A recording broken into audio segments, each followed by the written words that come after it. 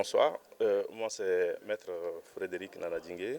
Je suis avocat au barreau du Tchad.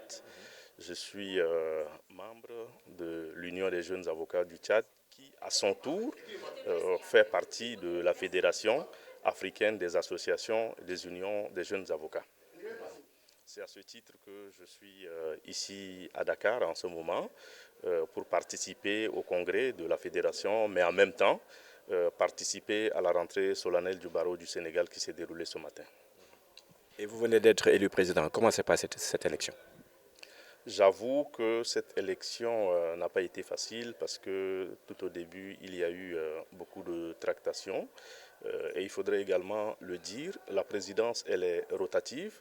Donc un mandat en Afrique de l'Ouest, un mandat en Afrique centrale. Sauf que cette fois-ci, étant le tour de l'Afrique centrale, on s'est retrouvé deux candidats et aucun consensus n'a pu se dégager. On a dû donc aller véritablement aux élections pour se faire départager par l'Assemblée. Donc imaginez, l'émotion était à son comble, l'angoisse, le stress, mais la raison de vote a prévalu. Et je me retrouve aujourd'hui à la tête de la fédération avec une nouvelle équipe très dynamique, des confrères que je connaissais déjà et j'aurai un très grand plaisir à œuvrer avec eux pour faire rayonner davantage la fédération. Et vos premiers chantiers en tant que président de la nouvelle structure?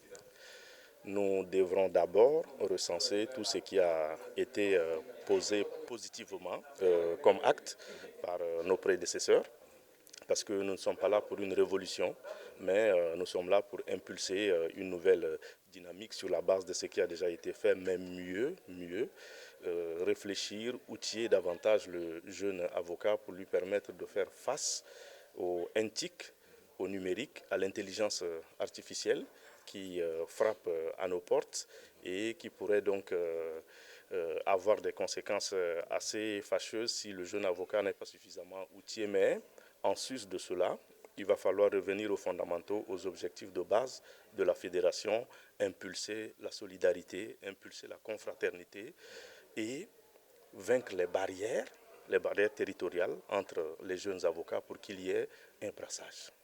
Donc, nous allons orienter nos actions vers cela, puisque quand on le dit, ça semble être facile, maintenir la confraternité, lui donner de l'envergure, mais dans la pratique, ce n'est pas une œuvre aisée. Donc nous allons nous employer à cela.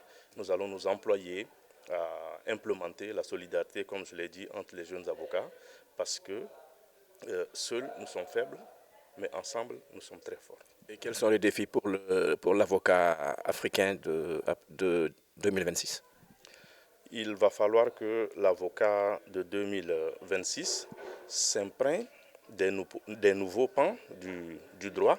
C'est ce qu'on appelle la professionnalisation des cabinets d'avocats pour lui permettre d'être très compétitif et de faire face, par exemple, aux très grands cabinets qui viennent d'ailleurs et qui glanent de très grands marchés, qui vendent leur expertise sur le sol africain, alors que l'avocat africain n'est pas à même d'aller vendre son expertise sur d'autres continents. Donc c'est un défi majeur, mais avec un peu de volonté, nous pourrions y arriver.